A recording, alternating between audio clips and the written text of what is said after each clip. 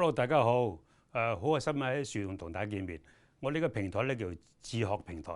咁智學平台咧係顧名思義咧，我哋係用一啲智能嘅嘢咧去同大家分享嘅。經過大家呢幾月嘅啲嘅商討啊同埋統籌咧，呢個技法終於推出啦。咁大家見到畫面上嘅呢個 logo 咧係一個手機，手機上面咧有技法兩個字嘅。咁嚟做咩嘅咧嚇？我就用手機同大家研究其中拍攝嗰時咧用咩技巧同咩心法，務求達到做到一個係技法 DIY。咁喺而家個市場上面咧，因為好多個環境條件之下咧，嗰個網絡嘅銷售或者宣傳咧係好熱烈嘅。而咧呢個其中我哋想做得好嘅咧，一個好緊要嘅，唔係文字嘅，係相片。而相片咧點可以做到一張你可以做到你要嘅相片咧？好啦，咁我哋要諗下啦，點去做呢幅相咧？首先我哋知道咧，我哋要拍啲咩先啦？決定咗要表達咩啦，再用咩手法嚟拍攝啦，同埋用咩軟件去配合咧，先至可以拍到動人風格嘅一個出色嘅照片嘅。喺過去嘅一段日子咧，大家都見到好多攝影師咧用咗好多名貴嘅重裝備咧。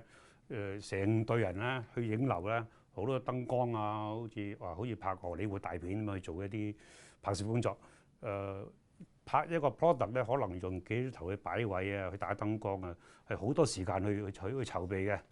咁喺之後咧，係咪即刻睇到咧？睇唔到喎，因為要時間去執啊，去做其他嘅後勤工作咧。咁我哋一路期待，好似個 BB 仔出世咁嘅。咁但係得嘅結果係咪我哋想象中嘅咧？大家如果有咁嘅經驗咧，亦都會知道有時係，有時唔係，有時帶嚟好大嘅驚喜，有時會好大失望嘅，因為我哋唔知個過程，一唔係我哋自己做噶嘛。咁我哋呢樣之外咧，我亦都講其他。首先我哋唔好講錢先，因為每個人咧對呢個使錢咧，佢個消費模式咧，佢價值觀係唔一樣嘅。咁我哋會到咩嘅嘢咧嚇？咁第一咧嚇，如果我哋將一件貨，譬如珠寶咁講，我哋去到一個由自己公司嘅保險商拎到去影樓嗰時咧，我哋咪要運送佢咧，運送嘅風險啦，同埋涉及嘅保險費係一定嘅一個承擔喺住嘅。咁第二咧，你同攝影師啦或者製作組咧，你就解釋嘅呢幅相你想要求係點樣拍咧？有咩風格？有啲咩特殊嘅表達你要去做嘅咧？咁呢個你講嗰時咧，你嘅表達係咪足夠咧？或者了解你嗰個對面嘅一個攝影師或者製作嘅人咧，或者其他嘅種有嘅人士咧，係咪好明白你講咩嘢？其實大家都好似唔好太肯定嘅。咁你就有呢個問題啦，就係頭先講咗啦，如果呢幅相出到嚟，好似等 BB 出世，仔定女啊，靚唔靚仔靚唔靚女啊，大家都唔知嘅，好似好期待一樣嘢嚟㗎嘛。咁第二呢樣最緊要咧就係咩咧？就係如果你嘅產品係好有一個創新性嘅嚇，嗰個保密係咪要發生咗問題咧？咩叫保密咧？當然我哋唔可以話攝影師或者其他嘅外邊人咧，佢哋會將呢件嘢泄露出去，絕對唔係嘅。問題喺邊度咧？就係呢件貨擺喺影樓，佢有人客，佢拍攝嗰時咧，人客行過望下，咦見到喎，咁咪會偷到條橋咧？咁呢個係對你嘅嘢咧好冇保障嘅。咁近年嚟咧，唔少喜歡拍相嘅愛好者咧，都中意自己去拍攝喎，包括珠寶啊或者其他產品啊，係咪？咁喺早期嗰時咧，早期講緊呢6、7年前嘅早期嘅所謂，咁大家都係用數碼相機，再早啲係用菲林機。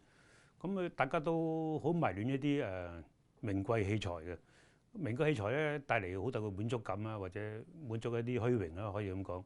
咁但係咁名貴器材咧，係咪每一個人都可以負擔得起咧？但係最緊要係你識唔識得用咧？因為太過專業嘅嘢咧，個器材咧擺喺手上根本你都佢連乜嘢都唔知，所以係根本你唔識用嘅。咁唔識用嘅依個器材要嚟做咩咧？咁樣咁又講翻手機啦。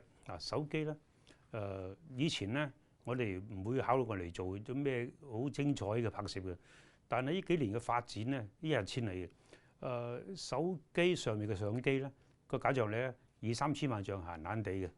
咁同埋一樣嘢咧，手機嘅功能咧係有咩功能相機做唔到咧？就係佢嘅執相啦，同埋傳相嘅功能咧，手機好難做得到嘅。咁於是乎咧，你用手機去拍珠寶啦嚇，例如珠寶啦，又例如其他嘢都好易嘅，就應運而生嘅。咁佢個解像力咧，有人會問係咪真係 OK 啊？咁頭先講咗啦，而家嘅網絡咧係用唔係以前嘅擺喺嗰啲咁嘅燈箱啊、印雜誌又上邊嘅，係喺個電腦啦或者手機去將你嘅手機上邊嘅相咧傳俾人哋嘅電腦，或傳俾人手機嘅。於是乎，佢兩種解像力咧係好相襯、互相配合，係完全冇問題嘅。咁又講轉頭啦，我用咩觸發點去用手機去拍珠寶咧？其實都係一個偶然機會咧，係造成我以後嘅對呢樣嘅研究嘅。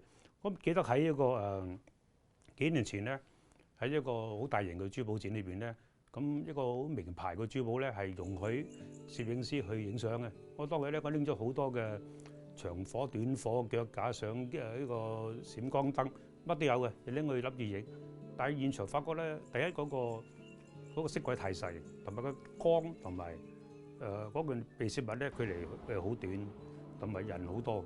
咁我事實上咧，啲時間啊天時地利人和咧，我係冇辦法有時間咧去調校我個相機去影一幅個相。咁於是乎我冇理由放棄就咁走嗰啲相咁靚，嗰啲貨物咁靚係咪？咁我隔住個色軌點影咧？咁啊，於是乎就可能人急智生啦，係咪？就揾呢部相機出嚟。嗱，我要強調一樣嘢咧，呢係大概都有5年前嘅事啦。5年前嘅相機咧，佢解像冇而家咁靚。咁我影一批相出嚟，咁一陣間會俾大家睇睇佢個威力喺邊度啦，係咪？好啦，咁喺呢個色軌裏嘅嗰個拍攝嚟講咧，其實都好有興趣嘅，大家可以一路同大家分享嘅。咁喺跟住嚟呢個展覽會之後咧，我對手機原來拍珠寶咧，我有一個好大嘅體驗咧。於是乎咧，我就決心喺呢方面咧落多啲時間咧去做好呢樣嘢嘅研究啦。咁呢幾年咧，我請教咗好多我識嘅攝影專家，佢係攝影專家啦、相機專家啦，同埋啲對光學咧好有研究嘅呢啲朋友咧，佢俾咗好多意見我咧，對我呢個半途出家人嚟講咧，一個好大幫助嘅。咁於是乎咧，呢幾年大概用咗都好多時間咧，去一路慢慢去浸呢樣嘢。咁喺過去嗰4-5年之間咧，咁亦都好多謝咧，好多嘅業界嘅朋友咧，俾機會我同埋信心咧，支持咧，舉辦一啲喺中港兩地咧嘅，我諗同埋一啲課程嘅，同埋分享會咧，大話都幾十個啦。咁裏邊嚟講咧，我就講咗一啲我嘅心得啦，同大家分享啦。咁亦都喺嗰個過程中咧，大家個互動咧，得到好多啟發啦，去一路研究，一路提升嘅。咁其實事後咧都唔係話現場講完就算啦。咁我一個習慣咧，喺我分享會或者喺課程後邊咧，我都建立一個平台咧，大家以後去研究、互相提升、交流呢啲意見嘅。咁呢度呢個網絡咧，就亦都可以做翻同樣嘅嘢咧，同大家去以後分享嘅。好啦，首先咧，我哋講下我哋用咩工具去進行我哋頭先我哋講嘅技法 DIY 咧，係咪？當然咧離唔開我哋嘅手機。咁咧手機咧，而家呢個世界上用嘅只不過係2種系統嘅啫，係 iOS 啦同埋 Android 安卓系統。咁我哋成個系列咧，我哋主要用呢個手機就係iOS 系統去進行嘅，我哋講解嘅。咁修圖軟件咧都係用手機可以下載嘅一啲軟件，有啲要收錢，有啲唔使收錢。咁有啲會問咧，喂，阿木 Sir，我嘅手機係用安卓 Android 嘅喎，咁如果佢嗰個系統裏邊冇呢種嘅應用程式，點算好咧？嗱，大家唔使擔心嘅，我同打個比喻俾大家聽下先，好冇？咁例如咧如果我哋學車係咪？你個師傅佢用嘅本田車去教你學車嘅。咁你學得好好啦，考牌 pass 咗啦，咁去揸車咯喎。咁你學嗰時用本田車，係咪以後就一定用本田車都唔係噶嘛？你用豐田車，甚至乎揸個 Rolls Royce 都可以噶嘛？係咪？好啦，咁我哋喺以後日子咧，我會一路介紹咧我哋用咩程式咧去做我哋嘅修圖工作嘅。咁大家呢樣嘢你唔需要擔心，係嘛？喺跟住嚟嘅日子咧，我會介紹兩種系統咧，同樣功能嘅應用程式俾大家。咁咧亦都講咗啦，其實大家都好清楚嘅。而家手機嗰啲解像力咧，其實已經去到幾千萬像咧，同相機根本就冇分別，可以媲美相機做到嘅嘢嘅。咁另外一樣嘢咧，相機未必係有嘅，就係咩咧？相機嗰個觀景器咧就咁多嘅啫，而手機係咁多嘅，咁容易去睇我哋嘅取景嗰啲啊，係咪？同埋佢兼容性好強嘅，我哋唔需要話好似相機咁樣咁去調校一啲嘢咧先做到嘅。咁想拍一啲我哋想拍嘅嘢咧，係比較容易拍得到自己中意嘅嘢嘅。咁呢個就係最大分別啦。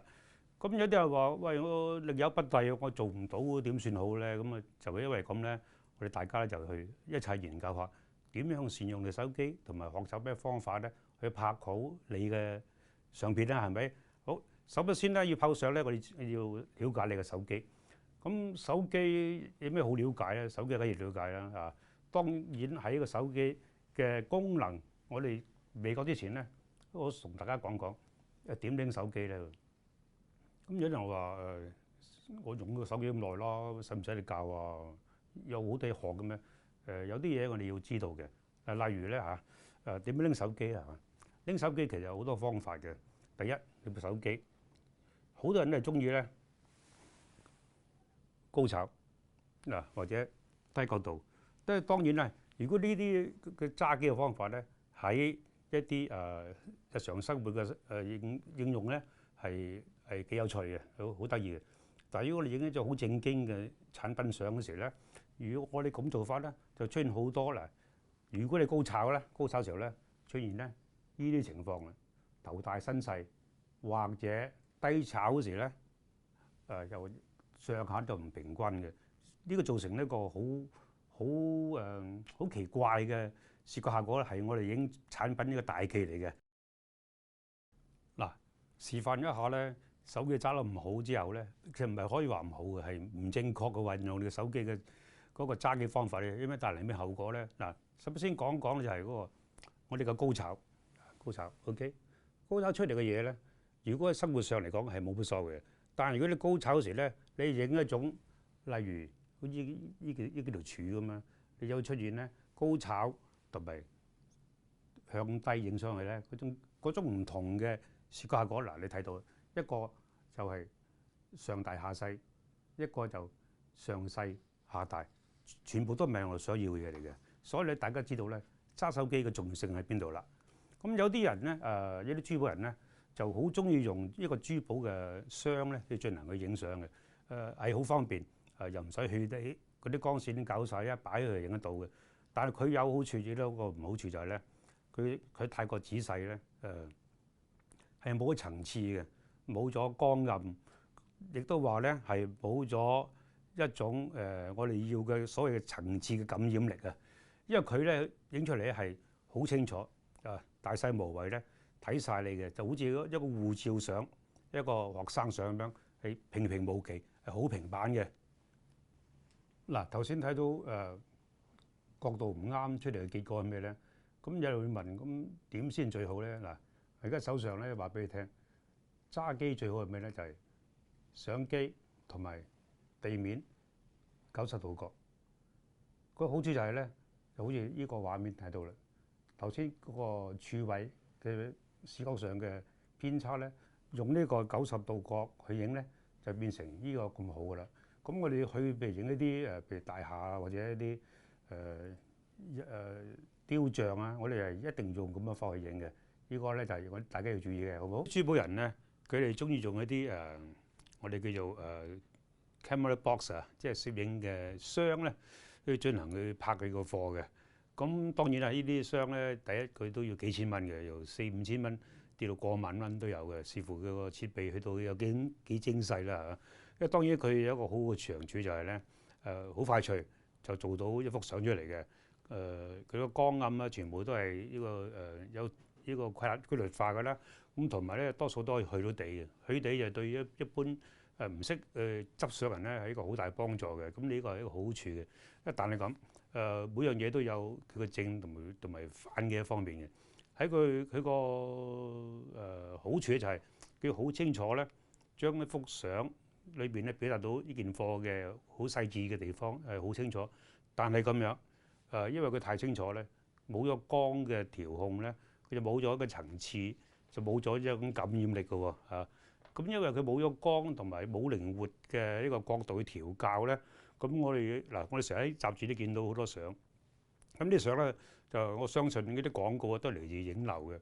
咁好多影樓嘅相咧出嚟，當然咧佢個設備咁靚咧，佢個燈光咁靚，個相機咁靚咧，佢出嚟嘅嘢咧一定係好清楚，線條好靚啦，好光猛啦。但係如果一幅珠寶相，我哋係咪需要有一咁嘅條件咧，就我哋滿意嘅咧？咁但係我哋想做啲嘢，我哋又唔識做喎。佢同要假手於人去做嘅，咁或者根本我就唔識用嗰啲毫無生命力嘅死滑板儀器去做我哋想做嘅嘢係做唔到嘅，因為一個 camera box 裏邊嘅嘢全部都規限咗嘅，做唔到嘅。咁我哋想自己做嘅嘢，我點去做咧？於是乎咧，我哋決定用 DIY 用呢個方法，由自己去做。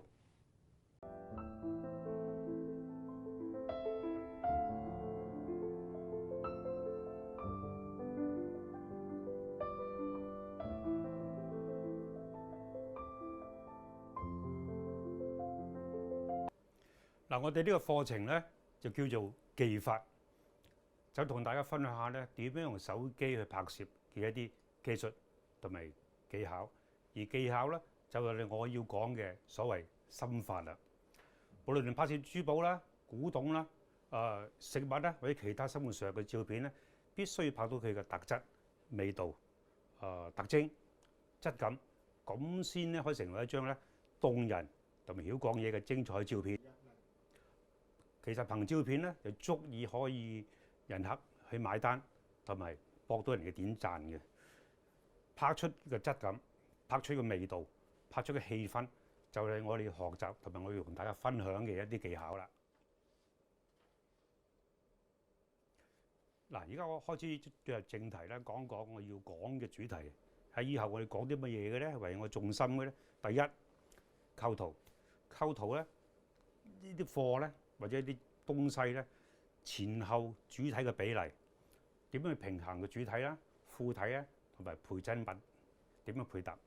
第二就光影效果，除咗用陪襯品去做我哋嘅陪襯之外咧，我哋可以用光去成為一個更吸引、更變化萬千嘅視覺效果，突出我哋嘅主題嘅。